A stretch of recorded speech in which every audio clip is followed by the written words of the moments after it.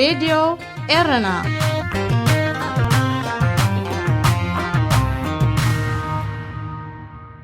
عزو السلامتنا تقبلوا أبستفل علي كرنعات عالم كوينكم نمدبات راديو إيرنا التكتاتلو زخبركم سمعتنا أبناي لومي سوني 10 شعات لكاتيت كل التشحن إسران فنوى راديو إيرنا فلما مدبجنا قدام حزنا لكم قريبنا لنا بوين سليمان ناتدالو وترسولوس قرب زنبرة مدبجنا قدام كابلو مجميرو وترسوني قرب مخانو أقدمنا نحبر أبمود أتا كاب ملكي ناب ديمقراسي زرستو صحوف سالسي كفالو قريبنا فنونا كنزازمينا كسافة أمي مدبنا مسانا حبيلكم كتسانحو بخبرن دعدمكو أبناي لومي أرستاسينا مسنساقر بريطانيا 4 قلعو زركبوم إرتروان مخانوم زغلطو 10 حتى تعقبا أب كونتينر تعشيقوم أبو دب ترخيبوم بتصحافو قديات وطأي مايك بومبيو زمراح العلواي لوخ من محدار ترامب ناب إيتوبيا يبتصح يمن ناوق نفاريت وديقا تحمششا راديو إيرنا ناتا دمت إرتراويان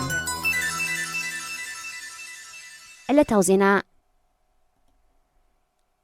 أب بريطانيا بروفليتا بزركب معشق مراخب 4 قلعو زركبوم إرتروان مخانوم زغلطو 10 حتى تعقبا أب كونتينر تعشيقوم كم استرخبو زي إيكو حبيرو اتم معكن زينان بوليس بريطانيا بمتقاس بزغربو صبصاب مسرت توم تحت علم مخانوم زغلطو 4 قلعو نابز الليلو بوتا خوصدون كلو اتم دق انستيو زركبوم 9 حتى تعقبا قدام بكفل إيميغريشن كرأيو اتم ناب قدام 16 لكاتي تاب زوج حليت استتحزو إيرتروان مخانوم زغلطو 10 حتى تعقبا كابينيتي أوروبايت هاجر تبقيسوم ناب بريطانيا 5 أي تحبرن أبز حلف ورحي كلتا ديجري سنتيغريد أبز عقونو مسحالي مالت فريج أبز اللوانة يتعنت مكينات حبيقوم ناب بريطانيا خاطو زفتنو إيرتروان مخانوم زغلطو 23 حتى تعقبا ببوليس بلجوم كم زدحانو يذكر كاب فرنسان بلجومن زبقسو أمايت إيرتروان زركبوم حتى تعقبا أمنا يتعنت مكاين كونتينراتن مراخبن نتحبقو ناب بريطانيا مسقار معالتاوي حدقنيا فتنتات كم زكايدو إفلات بتصحفي قديات وطأي مايك بومبيو زمراح العلواي لأخ من محدار ترامب لوم سوني 10 شعات لكاتيت إنا بإيتوبيا خبتصحيو اتقدمو نف سنغالن أنغولان عدت زكايدة لأخ من محدار ترامب أب إيتوبيا زكايدو مزازمين أي 3 هاجرات أفريقيا عدتو مزتفلاليو سبسلطان إيتوبيا حبرت أفريقان إيغادن كرخب تتسيتالو بومبيو أب أديس أبا أب تسنحلو كلتا معالتات أب قداي تمس قبتسي أب معالبو زي بتصحى بمحدار ترامبن بانك على من زدفقالو زلو سمعنا يلن إيتوبيا تهانس أزلا ديغان كميايت مخانو ديبلوماسينياتات إنفتو أب رأسزي أب قداي تكسب إسران كلتن لكاتيت كتقبر أمريكان إيغادن تقطز قبرالو زلوا مقام السقاقري من قستدو بسودانون زاتغا كايديو بزي كازون مس إيتوبيا أب استفلالي زبيتاون زوان قدايات كزرارب مخانو تحبيرو الله أب يمن أو تهدراو متقعت استوافرت نايوق نفاريت سعود عرب وديقا 5 تقليتو اتا تورنيدوز عينتا نايوق نفاريت سعودي ب14 لكاتيت أبزبا الجوف كبابي الحيجات هاريما دحر مودقا كلتا أبررتا داهيو ما يتفلتن سعود عرب دحر مودقتا نفاريت نتصبحيتو أبز قبرتو تعونا يقبر ملس دبداب بوحدو 3 حدن سوات كم استقتلو حوت ملكيتو أب يمن زركب بيت صحفة حبرات هاجرات بوغنو بتمت قعتي بوحدو 3 حدن سوات كم زموتون 10 خلتا دما 5 قصولون بمتقاز نابت غبابيك أداماي رديت موفارو تقيسو أفنيا نايتي أب يمن استوافر نايل فنتحايلي كولونيل تركي المالكي أبزهابو مقلتي أب يمن نفاريت سعود 5 ودقات بمرقات نأبررتان مدحان أبستخايد السرحيت أبسبات حدا قابت يحقون كم زغقل حبيرو بسعود عربن حورات إماراتن زت مرحن إرترات تركبو لفنتي 3 حدن هاجرات سحاقوفن نأجر متقعتي قبل اليمن كم تستوت أنوك خير كوانت زي كأله سعودن إماراتن دبداب نفرتي يقصل اللواء زخبركم سمعتنا زينا أبسفت إمولا راديو إيرنا ناتا دمت إرتراويان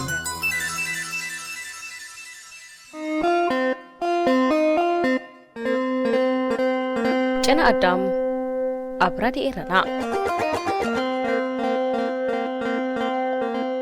كبرات خاطلت مدبنا كميك أنيهم نايلو متحستونه كسافت مدب كتكتاتلو بخبر زعدمكم ويني سليماني سناي مكتل أني كنت جكان إدمي جكان راديو إيرنا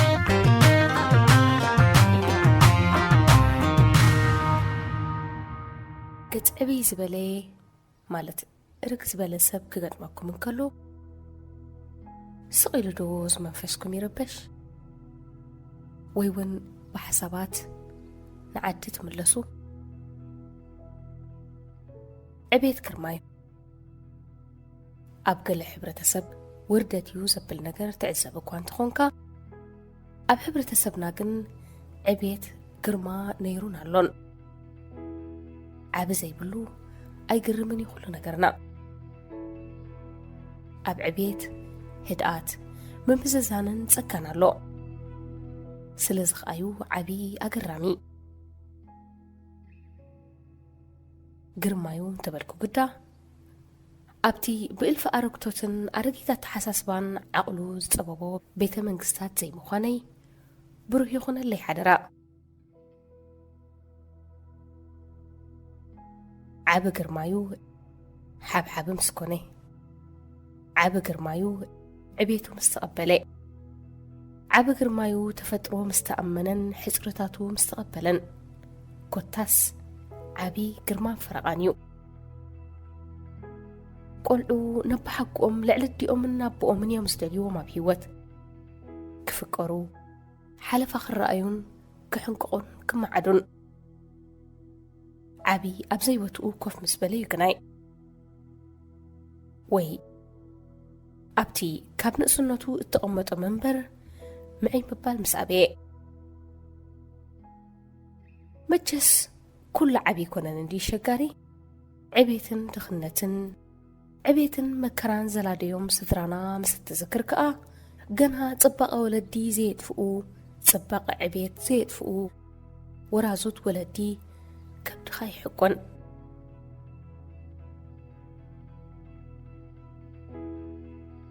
أبسس اللخو بخمت زفلتو نفقوت المكران زقر قرع عنتي زرب رباب راخن زحسمة رئيتن ولا خير أخلهم زم عبيتي يدون قلت أنا دقا بزعباتهم درب سقطعو عبيتنا كمي كبل يزلني فلتني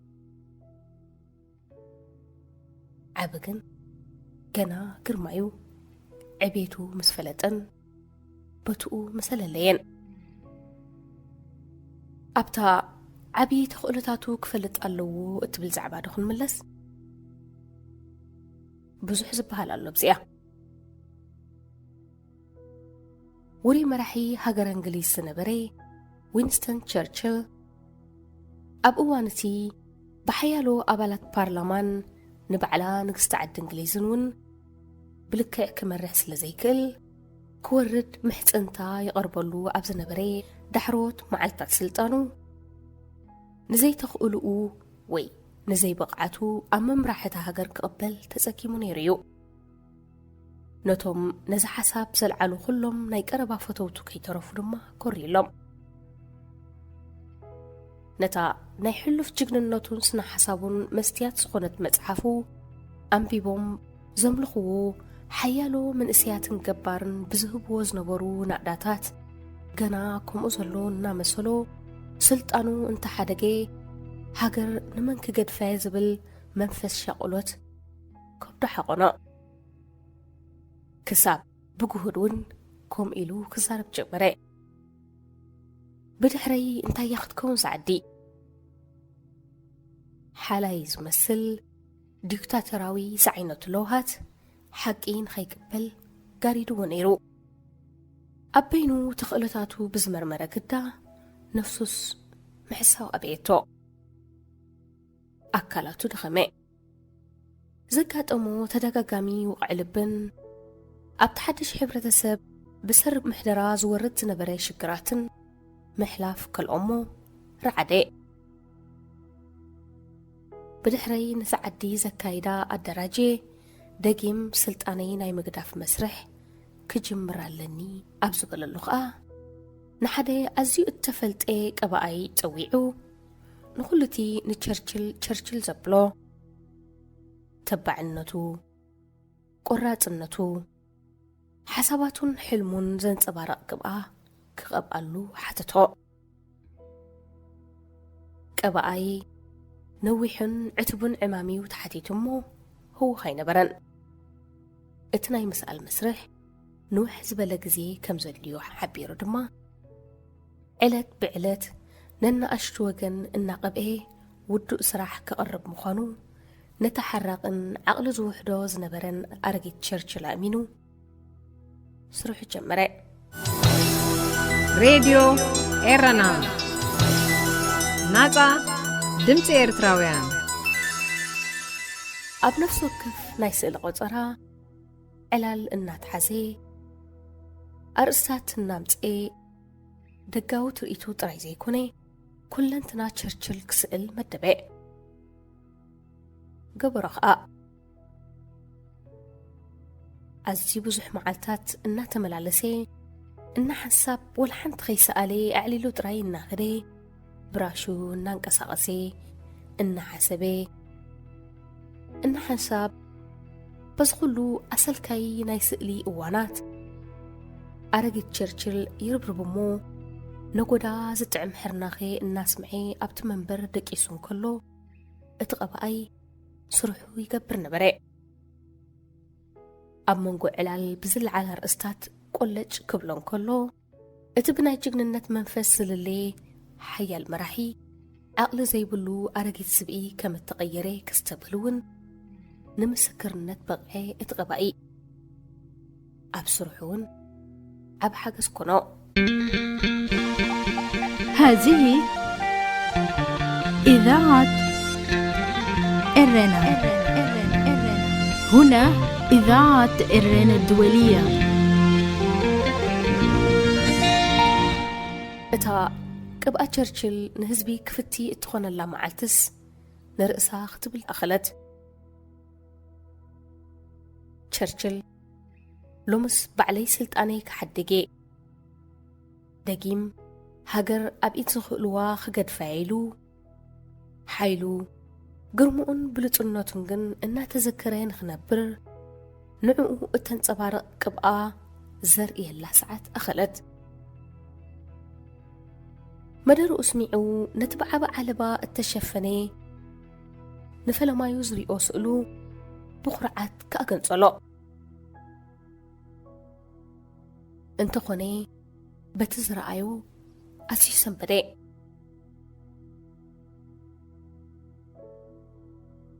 أبت خرسي حدا تبعن بعل قرمان نوت روز ذكرن تشرشل زي كونه حدا أرقيتن زدخ من مثل تشرشل كوف بلاء سنبادئو نخلو تعذابي سلازة سنبادي أدراش مرفق ودقاق سابت تسمع تصدبلت تشرشل أب قدميقو أب حدا عبي كانفاس نزرعيو مثل أرقي تشرشل مقبالو خبرو حق خبرو فتصوم دمانا درق أعقرقرون كم يزبالو خاجك كان فترة ديخا سب أكيب كختواردن ديخا تلعيلك أوارد كاني كنت أحرو بلين ويا قبعي أنا يكون كنت أكان أدمي أكان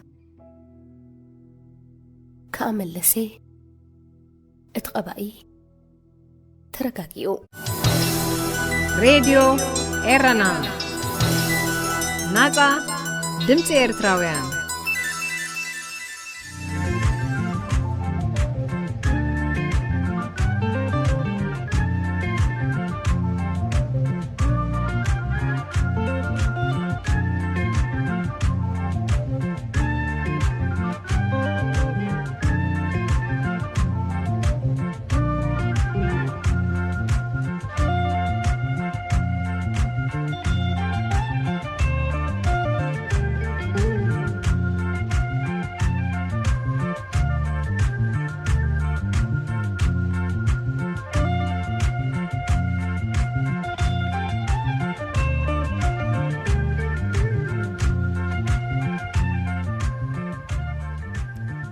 ካብ ምልኪ ናብ ዲሞክራሲ እምረታዊ መቓን ንሓርነት ጂን ሻርፕ ትርጉም ብዳንኤል ረዘነ ተቕዋም ኣልበርት አንስታይን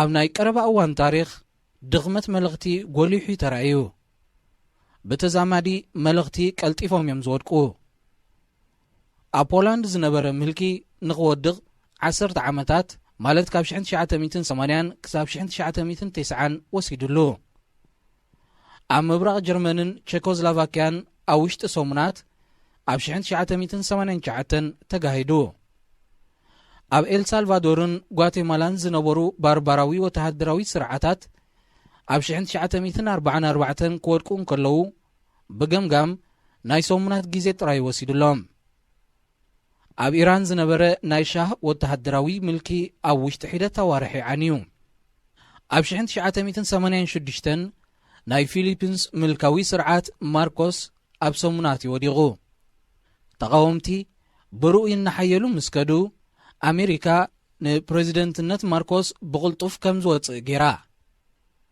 ኣብ ናሓሰ 1991 ኣብ ሕብረት ሶቪየት ነበር ብኣኽረርቲ ዝተወጠነ ፈተነ ዕልዋ መንግስቲ ብናይ መዓልታት ፖለቲካዊ ኣብያ ፈሽሉ ብድሕሪኡ ኩለንተን ተዓብሊለን ዝነበራ ግዛኣታት ኣብ መዓልታት ሰሙናትን ኣዋርሕን ናጽነተን ደጊመን ኣረጋጊፀን ጐነፃዊ ቃልሲ ስሉጥ ዘይጐነፃዊ ድማ ድንጉይ ዝብል ነዊሕ ዝጸንሐ መረዳእታ ጉጉይ እዩ መምስ ኩነታቱን ሕብረተሰብን ተዛሚዱ ክርአ እንከሎ ንውሕ ዝበለ ጊዜ ዘድልየሉ እዋናት ዝህሉ እኳ እንተኾነ ብዘይጐነፃዊ ኣገባብ ቃልሲ እውን ቁልጡፍ ለውጢ ክመጽእ ይኽእል እዩ ንኣዕናዊ ኩናትን ዓብላልነትን ዝርርብ እንኳ ኣማራጺ ይኮነን ኣብ ላዕሊ ዝተጠቕሰ ኣብነታት ከምኡውን ኣብ ምዕራፍ ሓደ ዝቐረበ መብርሂታት ከም ዝሕብሮ ሰላምን ሓርነትን ኣጣሚሮም ንዝደልዩ ካልእ ኣማራጽ ኣሎ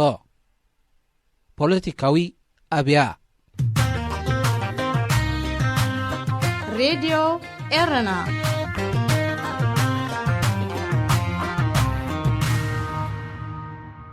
ሰለስተ ስልጣን ካበይ ይመጽእ ሰላምን ሓርነትን ዝዓሰሉ ሕብረተሰብ ምህናጽ ቀሊል ኣይኮነን ብሉጽ ስትራቴጂያዊ ክእለት ውዳብን ውጥንን ይሓትት ልዕሊ ኩሉ ግን ፖለቲካዊ ሓይሊ እውን ይሓትት እዩ ዴሞክራስያውያን ንገዛእ ሓይሎም ብኣድማዕነት ናይ ምጥቃም ክእለት ክሳብ ዘየጥረዩ ንመላኺ ስርዓት ኣልጊሶም ፖለቲካዊ ሓርነት ከስፍኑ ክትስፈዉ ኣይግብኦምን እዚ ግን ብኸመይ ይከኣል ዴሞክራስያውያን ንሓደ ሰፊሕ ዝመርብቡ ሓይሊ ሰራዊትን ፖሊስን ዝውንን ምልኪ ከልግስ ዝኽእል ሓይሊ ብኸመይ ክውድቡ ይኽእሉ መልሲ ናይዚ ኣብቲ ብዙሕ ጊዜ ግምት ዘይወሃቦ ተረድኦ ፖለቲካዊ ስልጣን ይርከብ ነዚ መንቋሕቋሕታ እዚ ምፍላጥ ጸገም ኣይኮነን ገለ መሰረታዊ ሓቅታት ምፍላጥ ጥራይ እኹል እዩ ዛንታ ጐይታ ህበይ እቲ ብዙሕ ግምት ዘይወሃቦ ዝበልናዮ ኣምር ፖለቲካዊ ስልጣን ሊዩጂ ብተባህለ ቻይናዊ ኣብ መበል 14 ክፍለ ዘመን ዝተጻሕፈ ጽውጽዋይ ብኣብነት መገዲ ብኸምዚ ስዕብ ይገልጾ ኣብ ሃፀያዊት ሃገረ ቹ ሓደ ብኣህባይ ዝግልገል ዓብ ሰብኣይ ነበረ ሰባት ድማ ጁ ጎንግ ማለት ጐይታ ህበይ ኢሎም ጽውዕዎ ነበሩ እቲ ሰብኣይ ንግሆ ንግሆ ነቲ ናህባይ ኣብ ቅርዓቱ ይእክበን እሞ ነታ ካብ ኩለን ዝዓበየት ህበይ መሪሓተን ናብ ምሮር ክትከይድ ካብኡ ድማ ፍረታት ማዕሪረን ክመጻ ይእዝዘን ነበረ ኩለንተ ናህባይ ካብቲ ዝማእረርኦ ፍረታት ሓደ ዕስሪት ነቲ ዓብ ሰብኣይ ይህብኦ ነበራ እተን ከምኡ ዘይገበራ ድማ ብዘይንሕሰያ ይግረፋ ነበራ እተን ህምባይ ብሕሱም ይሳቐያ እኳ እንተነበራ ዕሚም ክብላስ ኣይደፈራን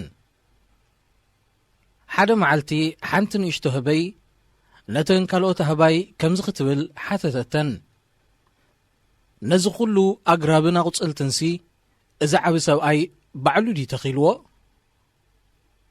እተን ካልኦት ድማ ከምዚ በልኣ ኣይፋሉን ባዕሉ ዝበቖለ እዩ። እታ ንእሽቶ ህበይ መሊሳ ሓተተት እሞ ብዘይፈቓድዶ ፍረታት ክንወስድ ኣይንኽእልን?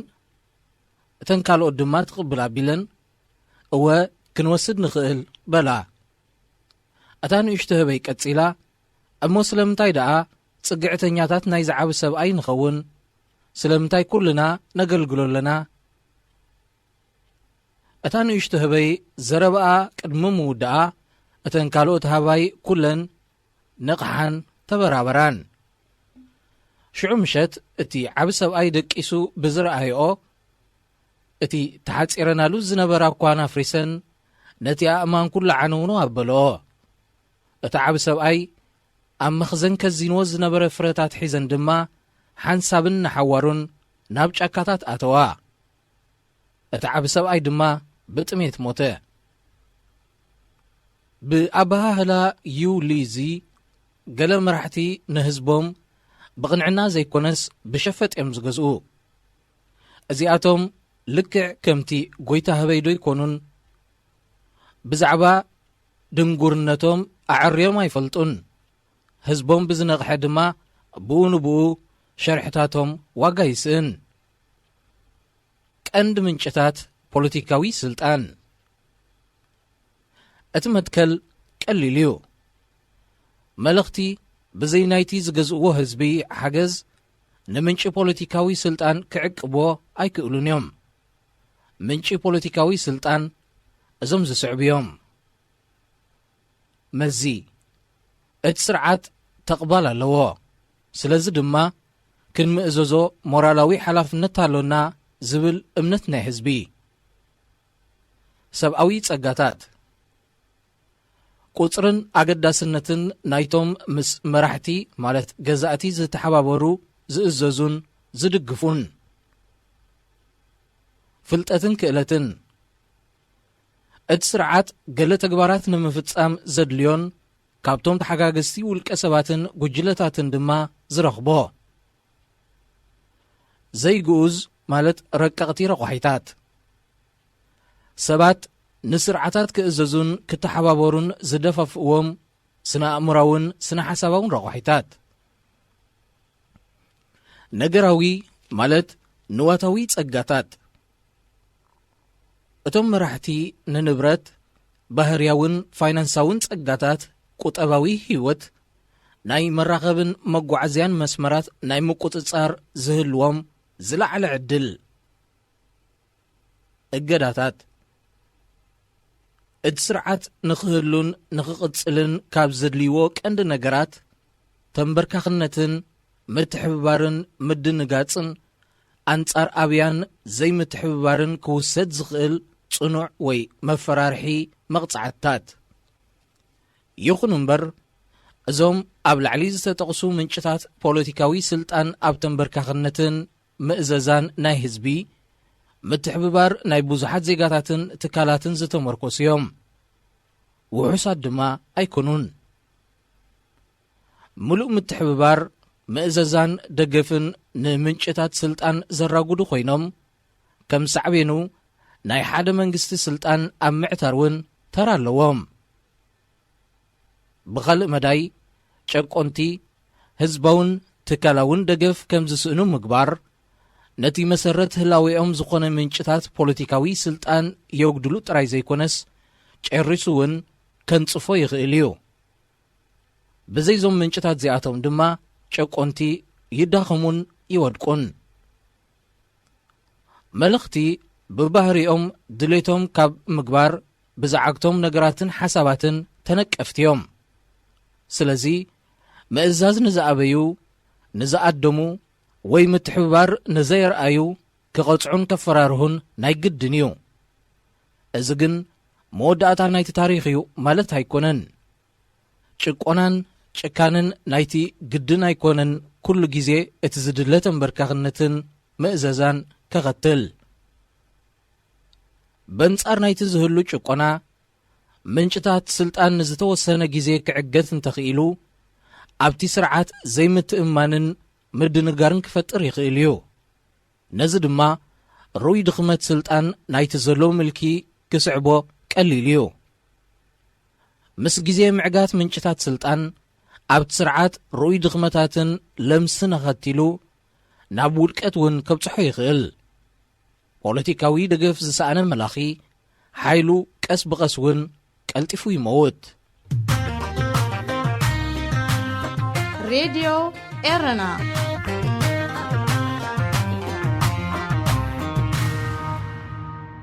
ኣብ ዝኾነ መንግስቲ ዝህሉ ደረጃ ሓርነት ወይ ምልኪ ምስቶም ጨቆንቲ ናጻ ንምዃን ዝህልዎም ትብዓት ወይ ድማ ንዘይምጽዓድ ዘርእይዎ ቅርብነትን ክእለትን ተዛሚዱ ዝረአ ጉዳይ እዩ።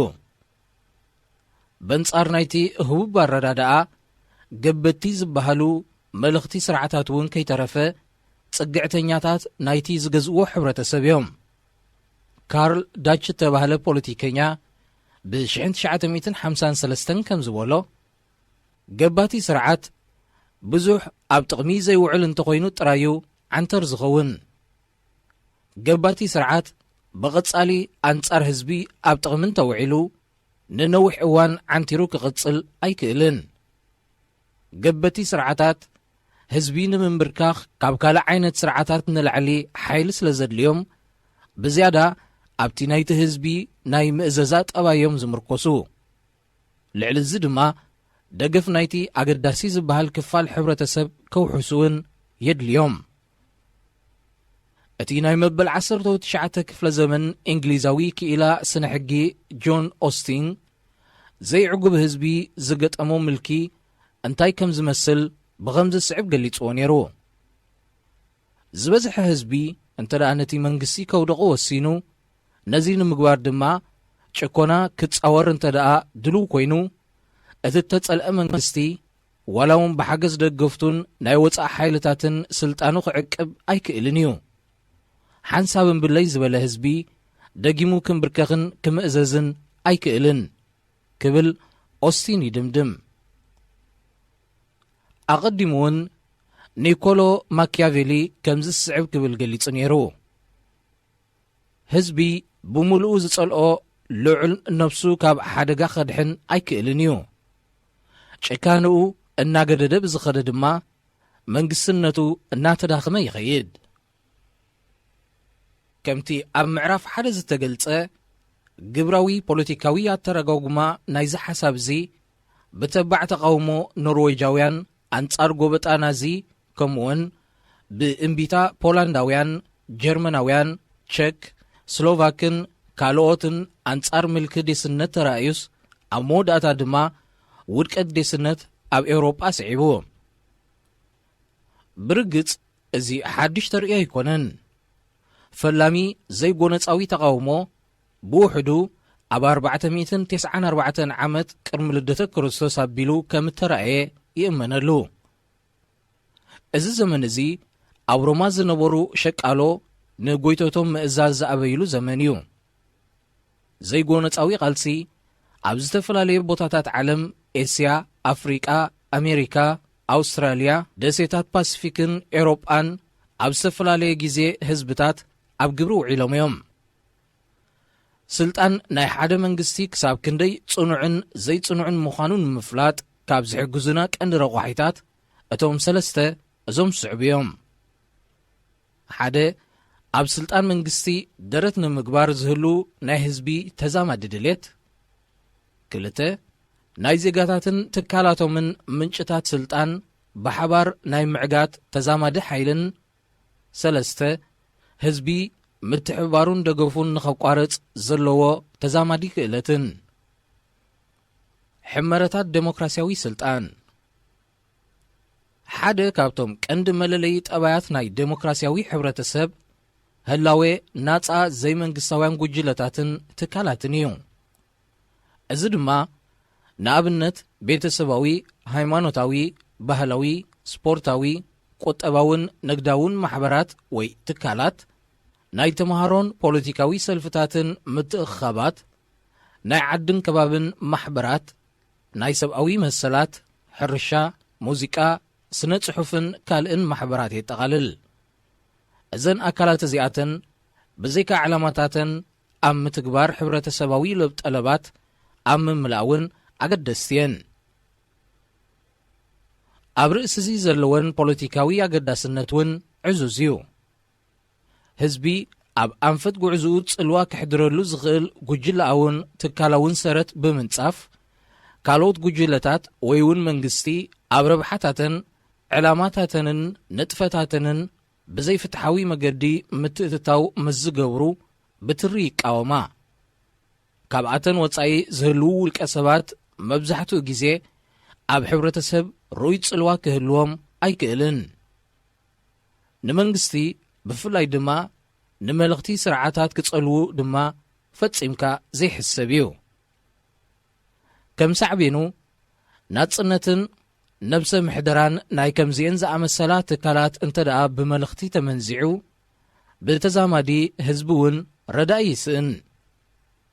ብተወሳኺ እዘን ትካላት እዚኣተን ንገዛእ ርእሰን እንተ ደኣ ብምልካዊ ምሕደራ ናይቲ ዘሎ ስርዓት ክመሓደራ ኮይነን ወይ ድማ ብኻልኦት ተዘወርቲ ትካላት እንተ ደኣ ተተኪአን መሳርሒ ዕብለላ ናይ ኣባላተንን ሕብረተሰብን ኮይነን እየን ዝተርፋ።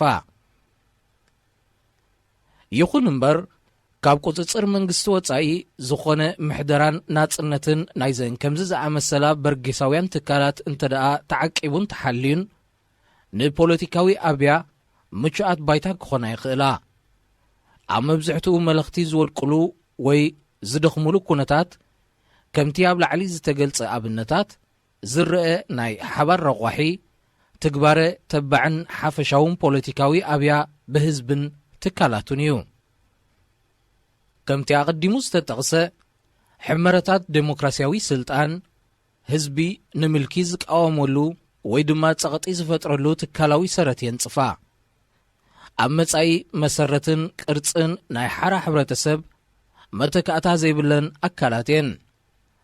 ቀጻልነተን ዕቤተንን ናጽነተንን ድማ ንዕውት ሓርነታዊ ቓልሲ ኣገዳሲ ቅድመ ኹነት እዩ። ምልካዊ ስርዓት ናይቲ ሕብረተሰብ ናጻ ኣካላት እንተዕንይዎን እንተተቖጻጺርዎን ተቃወምቲ ሓደስቲ ናጻ ማሕበራትን ትካላትን ከቑሙ ወይ ድማ ንዘለዋን ዝተዳኸማን ትካላት እንደገና ብዲሞክራስያዊ ኣገባብ ክቆጻጸርዎን ክኽእሉ ኣለዎም። ኣብቲ ናይ 1956 ክሳብ 57 ሃንጋርያዊ ሰውራ ሓያለይ ዴሞክራስያውያን ምትእኽኻባት ተቐልቂለን ኣብ ውሽጢ ሒደት ሰሙናት ድማ ክሳብ ብደረጃ ፌደሬሽን ዝተዋሃዳ ትካላትን ማሕበራትን ተኸሲተን ነይረን። ኣብ መወዳእታ 80ታት ኣብ ፖላንድ ሸቃሎ ዘይሕጋዊ ማሕበራት ብምቋም ነቲ ብዴስነት ዝተዓብለለ ናይ ንግዲ ማሕበራት ተቖጻጺሮሞ። ከምዚ ዝዓይነቱ ትካላዊ ምዕባለ ኣገዳሲ ፖለቲካዊ ውፅኢት ክህልዎ ይኽእል። እዚ ማለት ግን ውድቀትን ምድኻምን ምልካውያን ስርዓታት ቀሊል እዩ ማለት ኣይኮነን። ኩሉ ፈተነታት እውን ይዕወት ማለት ኣይኮነን። እቲ ዝካየድ ቃልሲ ክሳራታት የብሉን ማለት እውን ኣይኮነን። ምኽንያቱ እቶም ኣገልገልቲ ምልካዊ ስርዓት ብወገኖም ንህዝቢ ከንበርክኹን ከልምሱን ቃልሶም ክቕጽሉ ግድን ስለ ዝኾነ እዚ ኣብ ላዕሊ ዝቐረበ ትንታነ ፖለቲካዊ ስልጣን እምበኣር ውድቀት ምልካውያን ስርዓታት ዘይተርፍ ምዃኑ ንምእማት እዩ። ምልካውያን ስርዓታት ብውሕልነት ዝትግበር ፖለቲካዊ ኣብያ ንኸይጻወርዎ ዘገድድዎም ፍሉጣት መለለይ ጠባያት ኣለዎም። ነዞም ጠባያት እዚኣቶም ቀጺልና ብዝርዝር ክንሪኦም ኢና። ሬድዮ ኤረና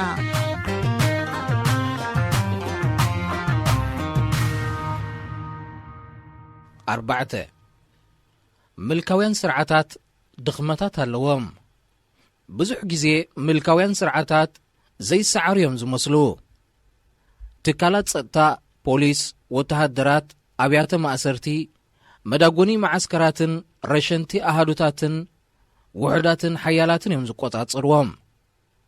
ጸጋታት ገንዘብን ምህርትን ናይ ሃገር ንዕላማታት ምልካዊ ስርዓት መተግበሪ ተባሂሎም ይራሰዩ። ብመንጽር እዚ ዴሞክራስያውያን ተቓለስቲ ኣዝዮም ድኹማት ዘየድምዑን ሓይሊ ኣልቦን መሲሎም ይረኣዩ።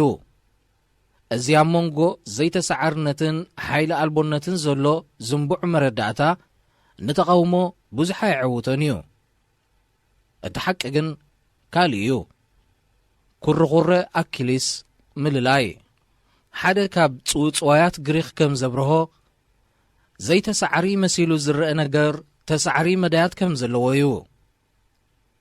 ሓደ ኣኪሊስ ዝበሃል ሴፍ ይኹን ማህረምቲ ዘይጐድኦ ውሩይ ተዋጋኢ ነበረ።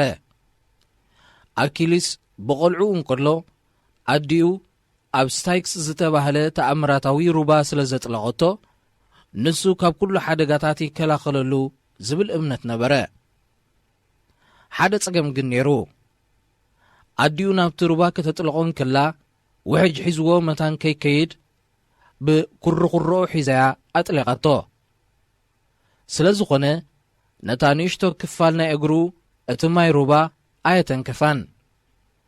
ክንዲ ሰብ ምስ ኮነ ንኹሎም ጸላእቱ ብዝኾነ መሳርሒ ዘይሰዓር መሲሉ ተረኣዮም። ኣንጻር ትሮይ ኣብ ዝተኻየደ ኲናት ግን ሓደ ነቲ ምስጢር ዝፈልጥ ወተሃደር ብዝሃቦ ሓበሬታ መሰረት ኣብታ እንኮ ተነካኢት ዝኾነት ኣካሉ ማለት ኩርኩርኡ ጨሚቶም ስለ ዝወግእዎ ኣኪሊስ ሞይቱ። ክሳብ ሎሚ ድማ እቲ ኩርኩረ ኣኪሊስ ዝብል ኣዘራርባ ንናይ ሰብ ውጥን ወይ ትካል ተነካአን እንተተጠቂዑ ድማ ዘየላቡን ድኽመት ንምግላጽ ይጠቅም። እዚ መትከል እዚ ንባርባራውነት መልእኽቲ ብዝምልከት እውን ሓቅነት ኣለዎ። ድኽመታቶም ክፍለጥ እንተ ደኣ ተኻኢሉን እንተ ደኣ ብልክዕ ተጠቂዑን ብፍጥነትን ብውሑድ ክሳራን ክሰዓሩ ይኽእሉ እዮም። ድኽመታት ምልካውያን ስርዓታት እዞም ዝስዕቡ እዮም።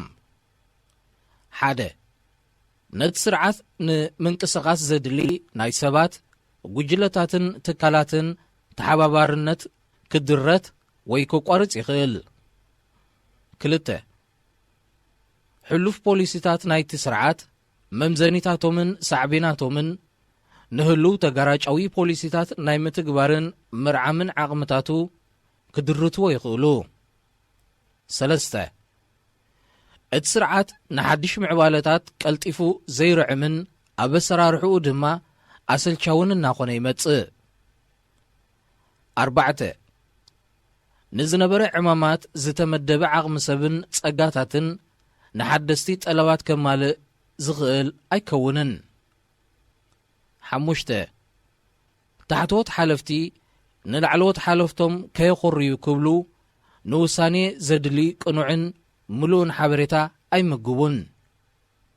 ሽዱሽተ ስነ ሓሳብ ክምህምን ይኽእል፣ ጽውጽዋያትን ሕላገታትን ናይቲ ስርዓት ድማ ምዃም ይስእኑ።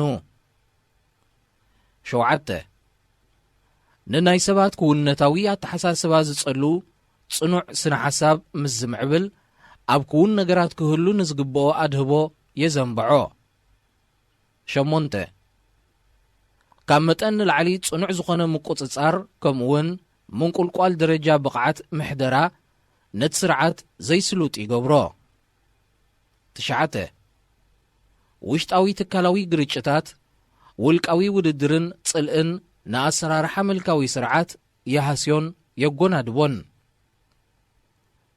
10 ምሁራትን ተምሃሮን ብሰንኪ ዘሎ ኩነታት ቀይዲ ጸቕጥን ሃሜንነትን ማለት ዶክትሪናሊዝም ይሰላቸዉ።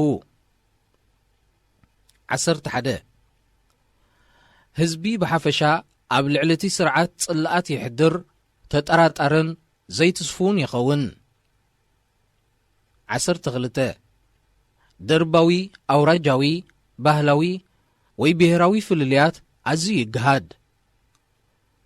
13 ደረጃ ስልጣን ምልካዊ ስርዓት ዘይርጉእ እናኾነ ይኸይድ፣ ውልቀ ሰባት ኣብ ሓደ ናይ ሓላፍነት ቦታ ኣይረግኡን፣ ካብ ሓደ ጽፍሒ ናብ ካልእ ይቀያየሩ ወይ እውን ብሓደስቲ ይትክኡ። 14 ኣባላት ፖሊስን ወተሃደራትን ኣንጻር ድሌት ምልካዊ ስርዓት ዋላ ብመገዲ ወተሃደራዊ ዕልዋ ዕላማታቶም ከተግብሩ ይህቅኑ። 15 እቲ ምልካዊ ስርዓት ሓድሽ እንተኾይኑ ክደላደል ጊዜ የድልዮ 16 ዝበዝሕ ውሳኔታት በቶም ኣብቲ ምልካዊ ስርዓት ዘለዉ ውሕዳት ሰባት ጥራይ ስለ ዝመሓላለፍ ኣብ ውሳኔታትን ፖሊሲታትን ሩይ ጌጋታት ይኽሰት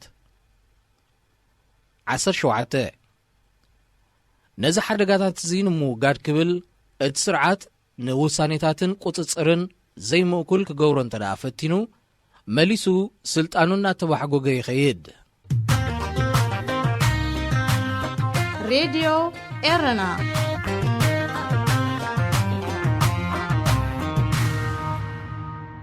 ንድኽመታት ምልኪ ምጥቃዕ ዴሞክራሲያውያን ሓይልታት ነዞም ከምዚኦም ዝኣመሰሉ ድኽመታት ኩርኩራ ኣኪልስ ድሕሪ ምልላይ ከም ዝጋደዱ ብምግባር ነቲ ስርዓት ክቕይርዎ ወይ ክስዕርዎ ይኽእሉ እቲ መደምደምታ ንጹር እዩ መልእኽቲ ሓያላት መሲሎም እኳ እንተተረኣዩ ድኽመታት ኣለዎም ውሽጣዊ ዘይብቕዓት ውልቃዊ ውድድራት ትካላዊ ዘይስሉጥነት ግርጭታት ኣብ መንጎ ትካላትን ኣብያተ ጽሕፈትን ኣለዎም እዞም ድኽመታት እዚኣቶም ምስ ግዜ ነቲ ስርዓት ዘይውፅኢታውን ድኹምን ብምግባር ብተለዋዋጢ ኩነታትን ተቃውሞን ከም ዝሰዓር ይገብርዎ ኩሉ እቲ ስርዓት ዝሕንፅፆ ነገራት ተፈጻሚው ማለት ኣይኮነን ንኣብነት ኩሉ ብሂትለር ዝወሃብ ዝነበረ ትእዛዛት ኣብ ገለ እዋናት ይፍጸም ኣይነበረን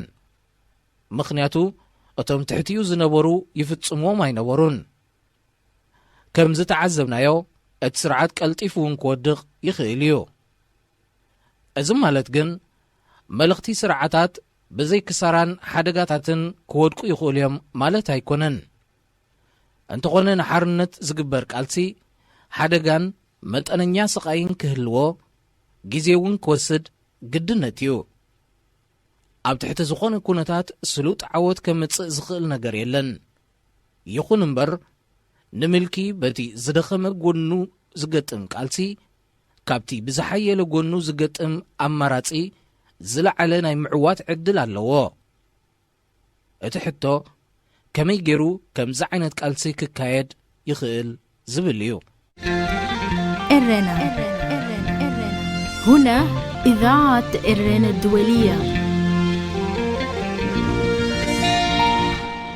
زخبركم سمعتنا نزس عزي تلاليز نبرة حفشاوي مدباتنا أبسفت سيمنا لنا